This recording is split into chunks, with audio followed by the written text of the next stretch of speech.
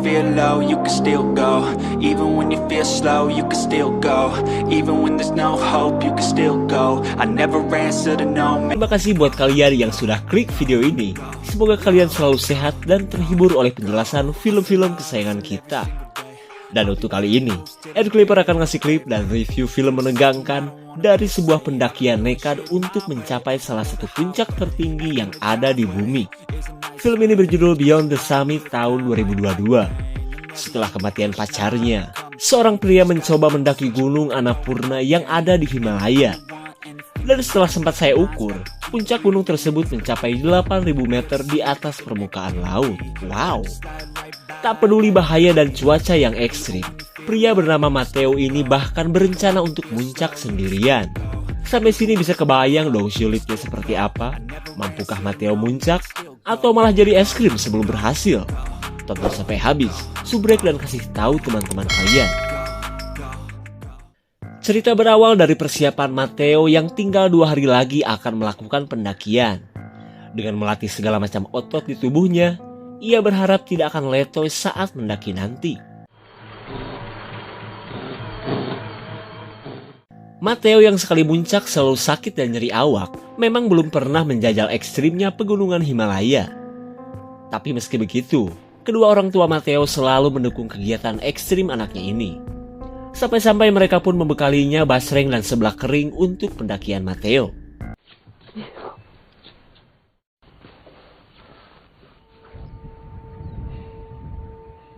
Singkat cerita, Matteo kini berada di Nepal yang menjadi awal mula pendakiannya ke puncak Annapurna. Ia pun sudah tidak sabar menuju gunung yang menjadi impian ia dan almarhum pacarnya.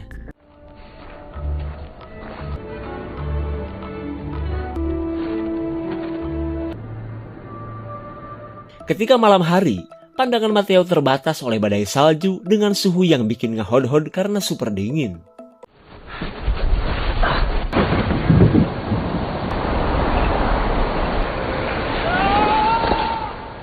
Aduh guys, pendakian Matteo harus terhenti setelah ia juntai ke dalam jurang.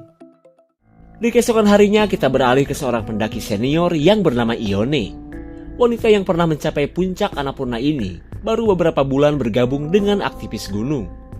Selama itu pun Ione selalu dibantu rekannya untuk mendapatkan suplai dan keperluan selama tinggal di dalam pos.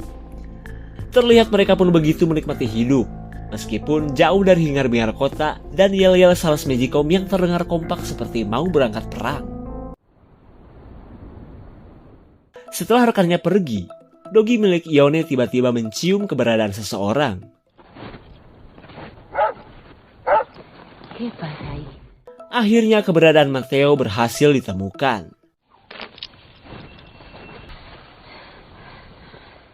Meskipun mengalami banyak luka, tapi untungnya Matteo masih hidup. Kemudian Ione langsung membawa pendaki asing ini menuju pos.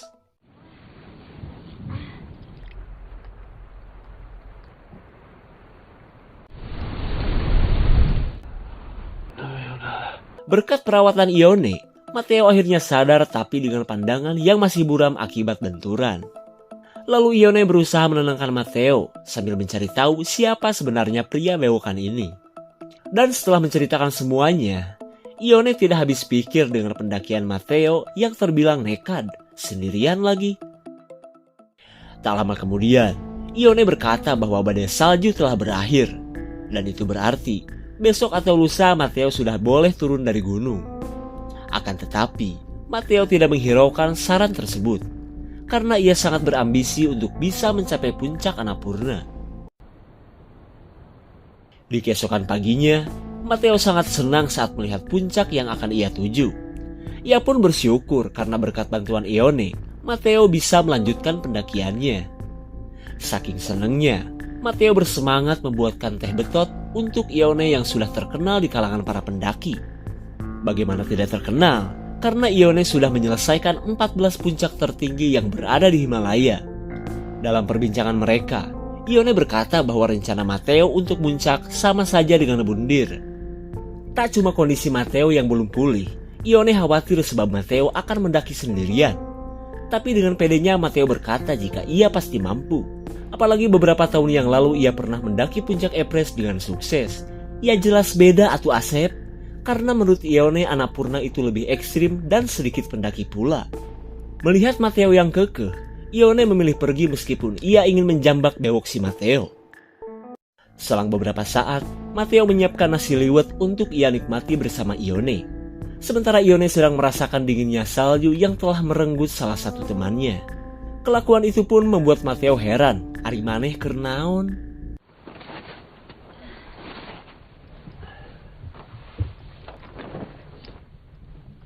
Di hari berikutnya, Ione berkata bahwa hari ini Matteo sudah bisa turun gunung dan pulang.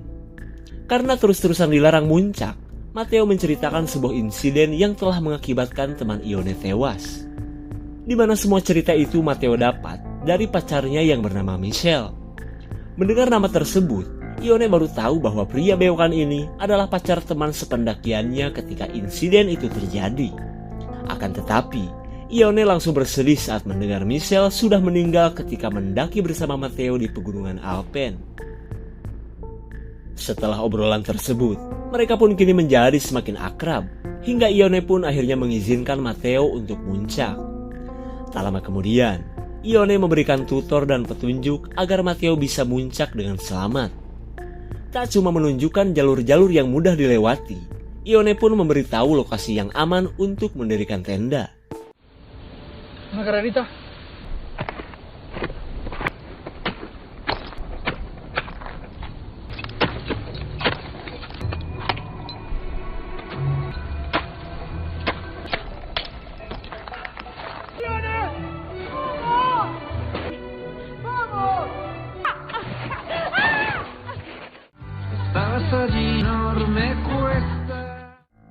Singkat cerita, Ione memberitahu pos penjagaan tentang rencana pendakian Matteo. Tapi ternyata pendakian dilarang karena 3 hari lagi badai akan datang. Tapi dengan entengnya, Matteo yakin jika ia mampu muncak hanya 2 hari saja. Ketika Ione kembali melarang, Matteo langsung berangkat untuk melakukan aksi nekatnya. Dan bukan hanya Ione saja, Shirogi pun turut mencegah rencana Matteo. Melihat Shirogi masuk jurang, Matteo bergegas menyelamatkannya. Kejadian ini pun akhirnya membuat rencana pendakian Matteo sempat terhenti.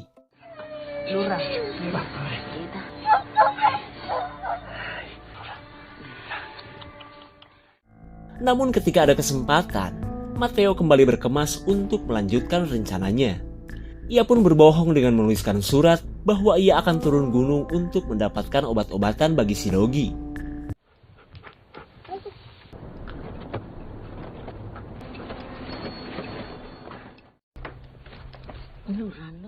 Di pagi harinya, prank dari Matteo berhasil membuat Ione percaya.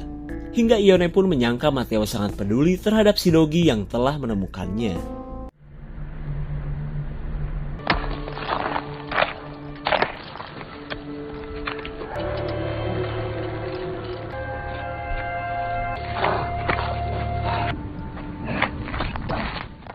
Dengan mendaki sesuai arahan Ione, Matteo pun menandai lokasi dari jalur yang ia lewati. Dan sungguh tanpa diduga, badai mulai datang lebih cepat dari prediksi sebelumnya.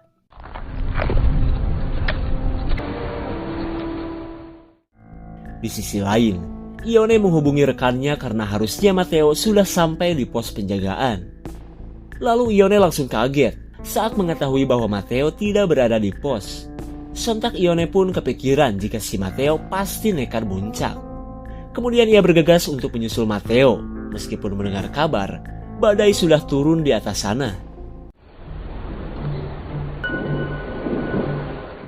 Dugaan Ione benar saat melihat perlengkapan Matteo ditinggalkan begitu saja.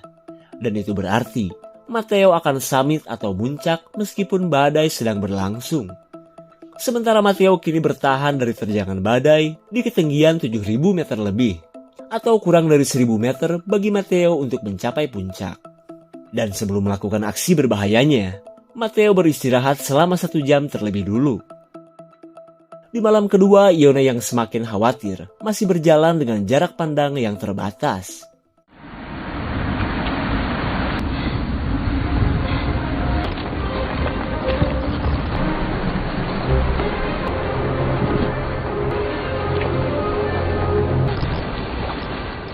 Ione jelas kaget karena tidak menemukan Matteo di dalam tenda. Keadaan ini pun langsung ia laporkan kepada para penjaga. Dan karena badai masih berlangsung, Ione berniat untuk menunggu badai mereda. Nah, ini baru senior, karena tidak cuma mengikuti ambisi, tapi ia memperhitungkan bahaya.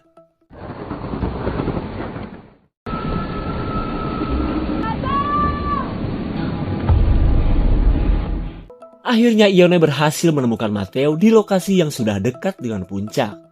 Meskipun kondisi Matteo sudah mirip udang beku, Ione merasa lega karena Matteo masih hidup. Singkat cerita, Ione pun berhasil membawa Matteo ke dalam tenda. Dalam keadaan yang masih linglung, Matteo berkata jika dirinya telah berhasil mencapai puncak. Bahkan ia sempat melihat Michelle memegang tangannya saat hampir membeku di atas gundukan salju. Padahal, wanita yang dimaksud jelas-jelas adalah Ione yang sejauh ini sudah 2 kali menolongnya. Tapi meskipun demikian, Ione ikut senang akan keberhasilan Matteo yang tidak diperlihatkan oleh sutradara.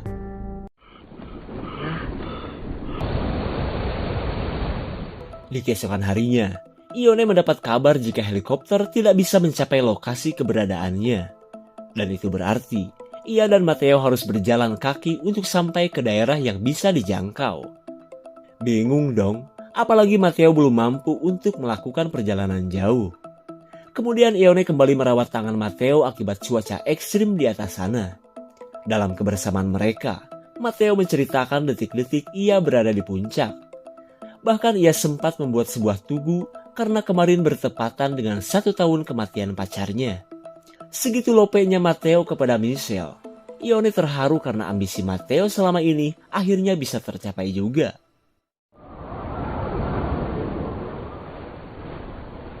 Di hari berikutnya, tiba waktunya Ione dan Matteo untuk turun gunung. Tapi Ione mengingatkan bahwa mereka punya waktu 3 jam sebelum badai yang ternyata akan datang lagi. Tanpa berlama-lama, mereka pun mulai prepare meskipun kondisi Matteo belum benar-benar pulih.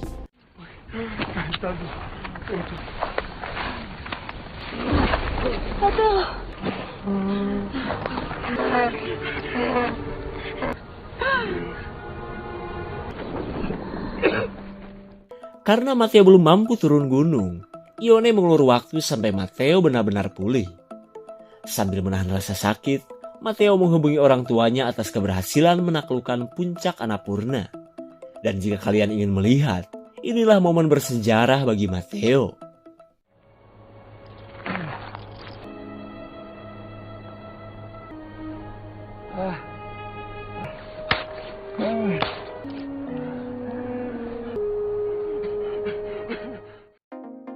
Setelah mengalami banyak rintangan, semua persiapan dan perjuangan Matteo akhirnya berhasil dilakukan. Akan tetapi, semua itu tidak terlepas dari bantuan Ione. Wanita yang selalu bersedih karena masa lalu tersebut juga bisa kembali bahagia saat ia mendampingi Matteo sampai berhasil. Apakah mereka akan jadian sampai membina rumah tangga? Silahkan cari tahu sendiri. Segitu saja untuk klip dan review kali ini. Tonton video di klip lainnya ya. Terima kasih dan sampai jumpa.